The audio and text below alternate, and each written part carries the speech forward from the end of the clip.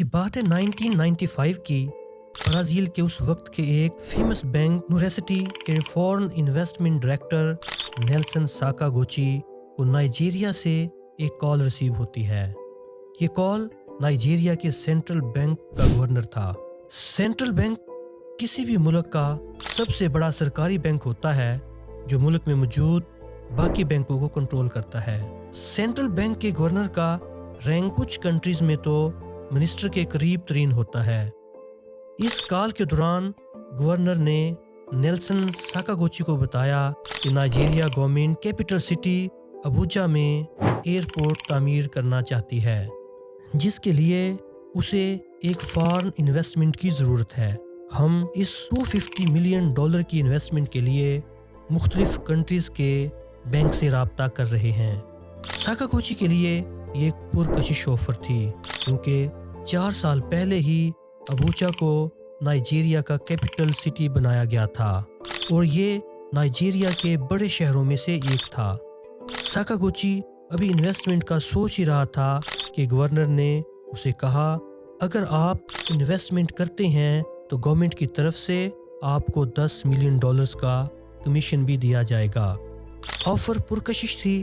ساکا نے بغیر کچھ سوچے سمجھے کہا کہ ہم اس انویسٹمنٹ کے لیے تیار ہیں۔ اس کے بعد ساکاگوچی نے گورنر سے برازیل یا نائجیریا میں فیس ٹو فیس میٹنگ کرنے کا کہا، جس پر لندن میں میٹنگ کرنے پر اتفاق ہوا۔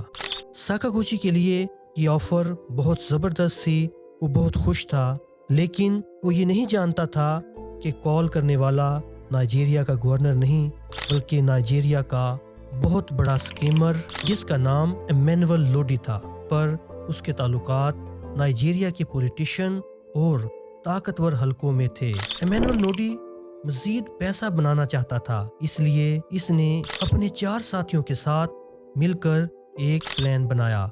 پلان یہ تھا کہ دنیا کے مختلف بینکوں کو ابوجا ایئرپورٹ میں انویسٹمنٹ کے لیے لیٹر بھیجے جائیں اور انہیں انویسٹمنٹ کے لیے نائجیریا کے سینٹرل بینک کا گورنر بن کر کنونس کیا جائے گا۔ اپنی سٹرانگ پوزیشن استعمال کرتے ہوئے ایمینول لوڈی نے منسٹری آف فائنانس کی فیکس مشین استعمال کر کے کئی انٹرنیشنل بینکس کو آفیشیل دکھنے والے لیٹر بھیجے، اور اس کا سب سے پہلے جواب نیلسن ساکاگوچی کی طرف سے آیا۔ اس کے لیے انہوں نے کئی میپس اور فیک ڈاکومنٹس تیار کیے، جس کے لیے لندن کے ایک لگژری ہوٹل میں میٹنگ طے ہوئی۔ ساکاگوچی کے ایئرپورٹ پہنچنے پر نہ صرف اس کے لیے لیموزین کار کا ارینج کیا گیا بلکہ ہوٹل کا سب سے مہنگا ترین اپارٹمنٹ بھی بک کروایا گیا۔ میٹنگ شروع ہوتے ہی ایمینول نے خود کو سینٹرل بینک کا گورنر شو کروایا۔ اس میٹنگ کے اختتام پر دونوں پارٹیز نے ایک کانٹریکٹ سائن کیا کہ ساکاگوچی 3 سالوں میں $242 ملین ٹرانسفر کرے گا، لیکن ایمینول نے ساکاگوچی پر دباؤ ڈالا کہ وہ ابھی $35,000 ٹرانسفر کرے، جبکہ لندن چھوڑنے کے فوراً بعد $3 ملین ٹرانسفر کرے گا۔ اس بات پر ساکاگوچی کو تھوڑا شک ہونے لگا۔ ایمینول نے اسے کہا کہ ہمارے ساتھ بہت سے اور بینک بھی رابطے میں ہیں، اگر آپ یہ ڈیل نہیں کرنا چاہتے تو ہمیں کوئی مسئلہ نہیں۔ یہ کہہ کر جب ایمینول وہاں سے اٹھا تو ساکاگوچی نے نہ صرف اسے $35,000 ٹرانسفر کیے بلکہ لندن چھوڑتے ہی $3 ملین بھی ٹرانسفر کر دیے، اور پھر سال 1995 سے 1998 تک ساکاگوچی نے $242 ملین ٹرانسفر کر دیے۔ ان 3 سال کے دوران وہ ساکاگوچی کو اس پروجیکٹ کی فیک تصاویر بھیجتے رہے، لیکن ان کا سکیم اس وقت ڈسکلوز ہوا جب 1997 میں اسپین کے سینٹینڈر بینک نے برازیل کے ایک نوریسٹی بینک کو خریدنے کا ارادہ کیا۔ سینٹینڈر بینک اور نوریسٹی بینک کے بورڈ آف ڈائریکٹرز کے درمیان اس پروجیکٹ پر متعدد بار میٹنگز ہوئیں۔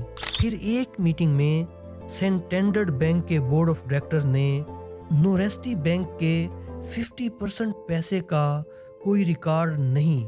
इस सब के बाद साकागुची को बुलाया गया। वजाहत तलब करने पर साकागुची ने एक्सेप्ट किया कि साका ने $242 मिलियन नाइजीरिया के अबूजा एयरपोर्ट की कंस्ट्रक्शन में इन्वेस्टमेंट की है और उनको वो सारे डॉक्यूमेंट्स दिखाए जो एमेनुअल ने भेजे थे।